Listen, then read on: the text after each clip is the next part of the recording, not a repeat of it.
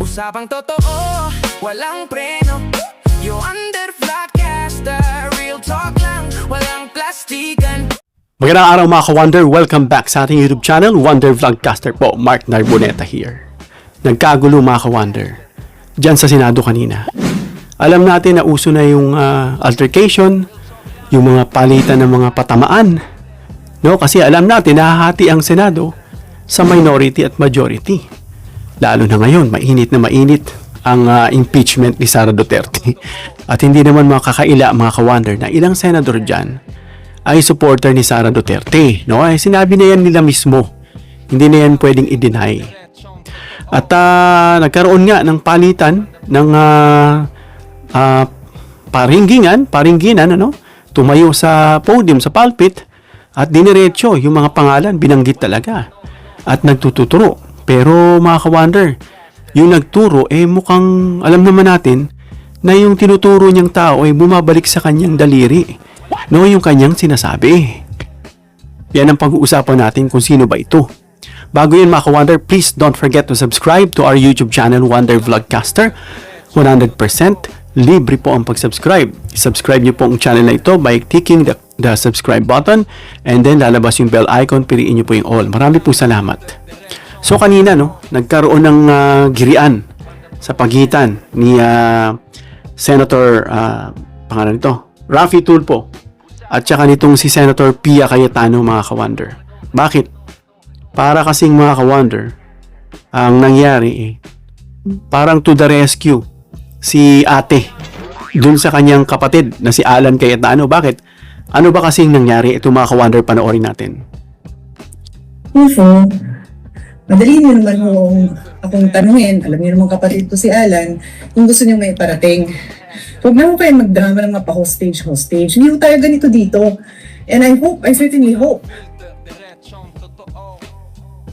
that you don't set a precedent kasi I don't know the Senate President to be that way. I don't know the Majority Floor Leader to be that way. He happens to be seated beside the former Senate President. The Minority Floor Leader doesn't happen to be here. I can talk to him. Pag in-ignore niya kayo and the next day, wala pa rin, then sige, sabihin niyo yung gusto niyo. Pero, huwag naman sanang ganun. Wala akong naalalang ganun magsalita dito sa Senate for the 19 years that I've been a senator. Yun naman po. Thank you, Mr. Senate President. That's the pleasure of Senator Raffy Tulfo. Mr. President, ubusin ko rin tawa ko. Never po ako nagdrama dito. Simula nung ako'y maging senador, never ever po ako nagdrama rito. Halugutin niyo po yung mga post sa social media. Never niyo natin nakita nagdrama o ginamit to para mag-grandstanding.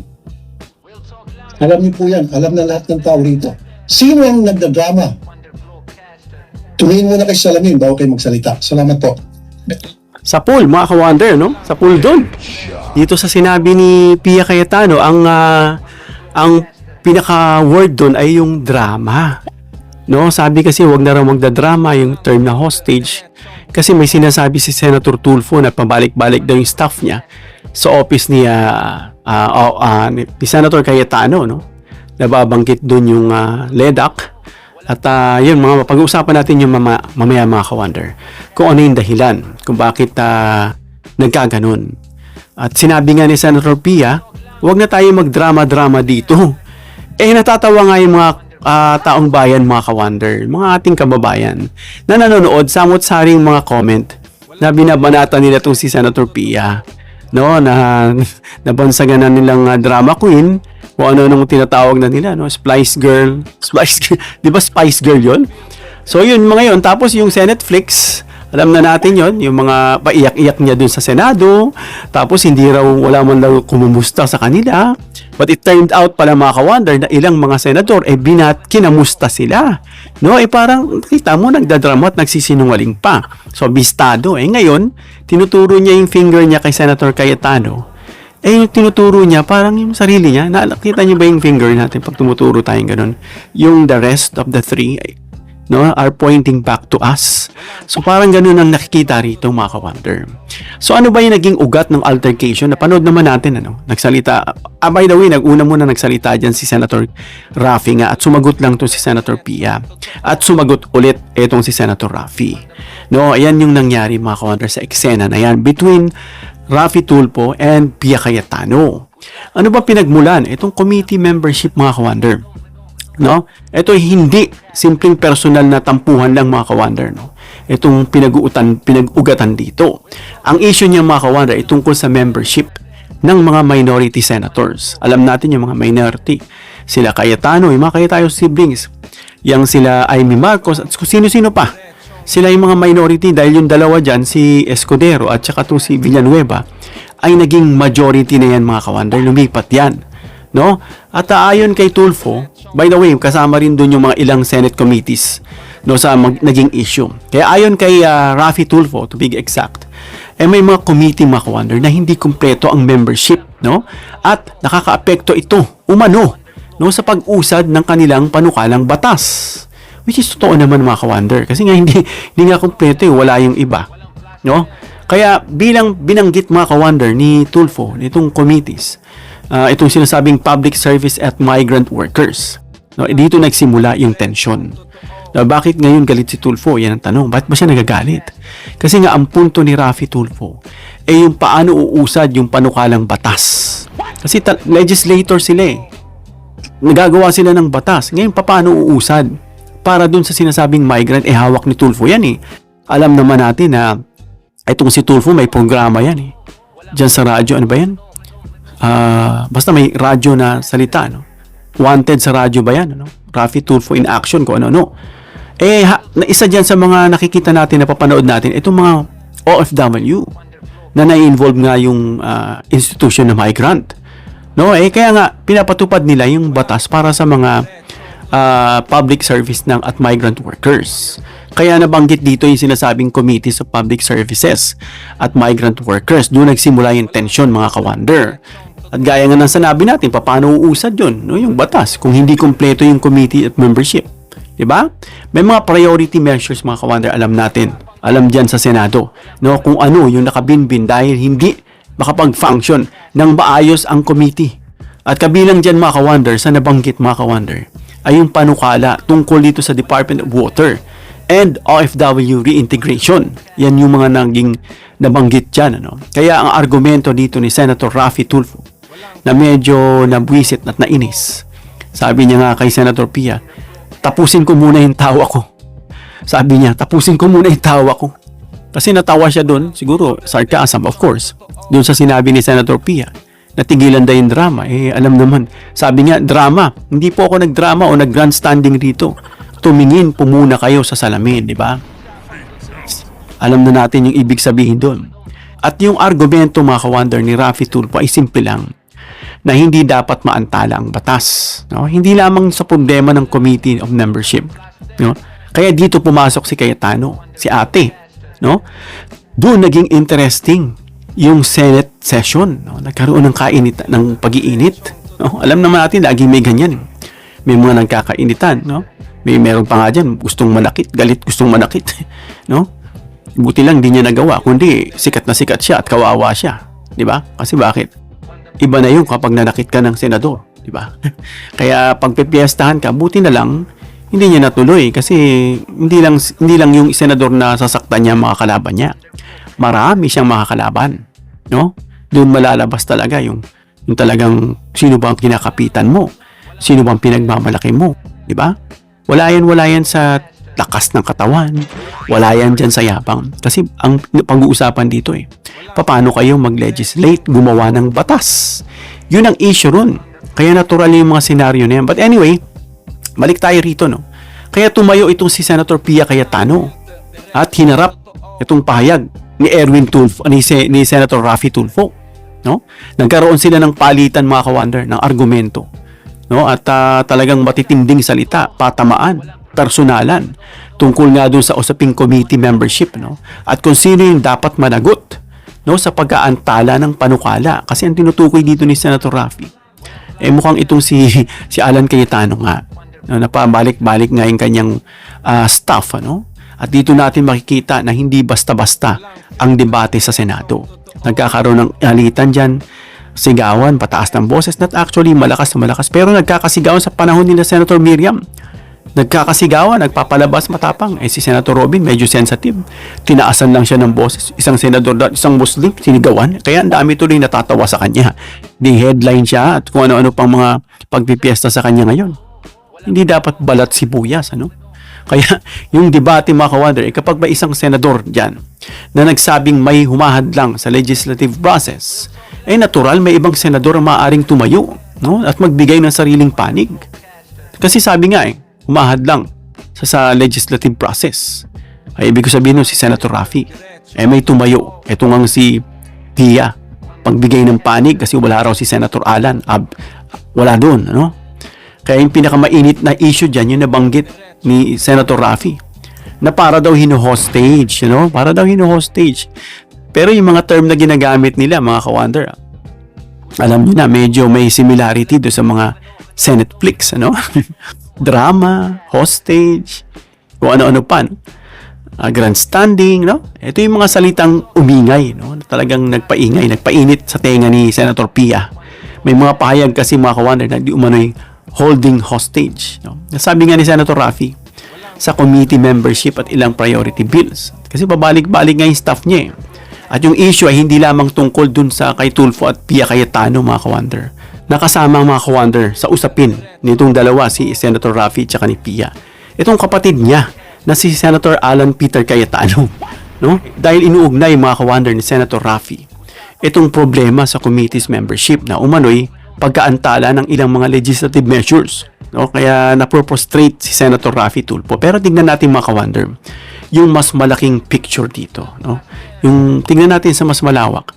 Kasi may mga friends ako na kausap kanina na napanood namin to, na tinanong ako sa aking pananaw patungkol sa naging altercation ng dalawa. Una, hindi dapat personalan ang Senado.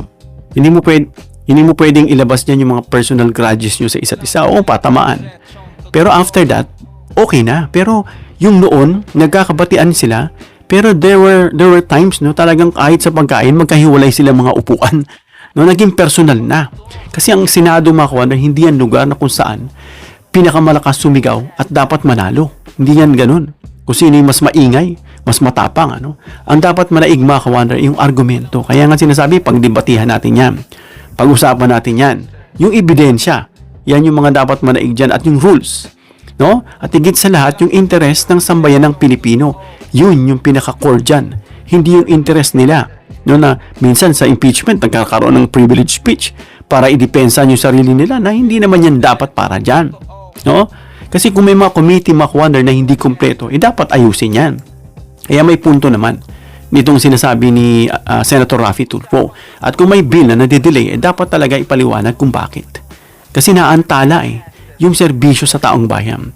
At kung may senador naman, mga ka-wonder, na paniniwalang may humahad lang, mahad lang, kagaya nitong sinabi ni Senator Tulfo, dapat niyang ilahad yung kanyang ebidensya at argumento. Yun na nga, sinabi niya na nga dun sa Senado. Sabi ni Pia, wag mo na yung paringgan, wala rito si Alan, sabi mo na sa akin para masabi niya raw. Yun ang parang gusto ni Pia Cayetano. Pero mga ka-wonder, alam natin na hindi lahat ng sagutan ay masama. Gaya nitong palitan nila, sa tingin nyo masama ito? Comment down below, mga ka-wonder. Kasi may isang bagay din tayo dapat natandaan, mga ka-wonder, na ang debate sa Senado ay bahagi ng sinasabing parliamentary process. Bahagi yan ng pakikipagdebate. May gusto kang patupad, debatihin mo yan. Ayaw nung isa didebate kayo. Yung kung sino magwagi, of course, may kita yan kung dapat pirmahan. So, hindi masama, mga ka-wonder, yung minsan hindi kayo nagkakasundo dyan, na pinagdadebatihan nyo. Pero yung personal, yung mga problema kung hindi pagkakasundo ay mauwi sa personalan, makakaapekto yan sa trabaho sa Senado. Isa dyan, hindi papasok. O kaya, hindi susuportaan yung panukala ng isa. Diba? Yung mga ganun. Kaya hindi dapat yung personalan. Dahil bilang senador, hindi lamang dapat nagdedebate para sa sarili. Payabangan, patalinuhan. Meron pa nga dyan, very condescending against sa kapwa niya senador. Alam nyo na kung sino. na parang pinapakita niya. Hindi nyo 42. Kami lang nakakaalam nito. Yung isa nga dyan na wala na, nakulong na. No? Kasi may mga Pilipino, mga ka-wonder, na naghihintay ng batas. May mga OFW, mga ka-wonder, na nangangailangan ng proteksyon. Diyan sa sinasabing usaping migrant. May mga pamilyang naghihintay ng serbisyo. No? Kaya kayo nasa pwesto. At may mga panukalang batas na maaaring makaapekto ng buhay ng milyong-milyong Pilipino. Kaya ang tanong, mga ka-wonder, sinong tama sa dalawa? Si Raffy Tulfo o si Pia Cayetano? So mga ka-wonder, no, hindi ako magsasabi na si Tulfo yung tama, no, o si Pia ang tama. Doon lang tayo pumasi. Doon sa drama-drama hostage. Kasi yung drama, talagang alam natin kung sino yung tama. No? Mas maganda siguro tignan natin yung facts diyan sa Senate rules. May rules sila na anong dapat mangyari, anong dapat ganito pag absent. May mga rules. So, hinain lang ni Senator Raffy yung kanyang frustration, disappointments dahil nauudlot yung mga panukala. Na kung talaga may committee vacancies, no, na nakaantala ng mga bill, kailangan ma-resolve yun. No? Ma-resolbahan agad yun. At alam naman natin sa kanilang mga rules kung paano yung resolbahin, alam nila. No? At kung may dahilan, mga ka-wonder, na kung bakit hindi kumpleto ang membership, kailangan ipaliwanag din yun. Nauuso kasi dyan, mga ka-wonder, na parang pag kinanti mo, galit na. No? Kaya tuloy dinadaan na lang sa patama. Yan eh. Kaya ang mahalaga dyan ay huwag nating gawing dahilan, mga ka-wonder, yung political disagreement, no, para hindi umandar ang legislative process dahil nagkakapersonala na. At ito yung pinakamalaking take-away, mga ka-wonder, sa ating mga nanonood, no? Sa ating mga viewers, sa ating mga nakikinig sa kanila sa Senado, na para sa akin, mga ka-wonder, mas mahalaga ang issue kaysa mismong sagutan ni Tulfo at Pia.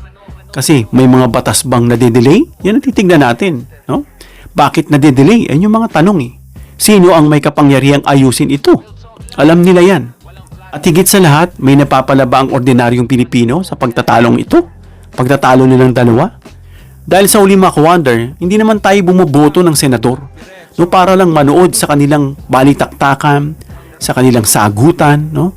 Binoto natin sila para gumawa ng batas, no? Mag-imbestiga in aid of legislation, mag-check at balance, at kumatawan sa interes ng taong bayan, hindi ng sarili nila. Kaya para sa ating mga viewers, no, mga ka-wonder, anong masasabi nyo? Team Tulfo ba kayo o Team Pia? Sino yung tama?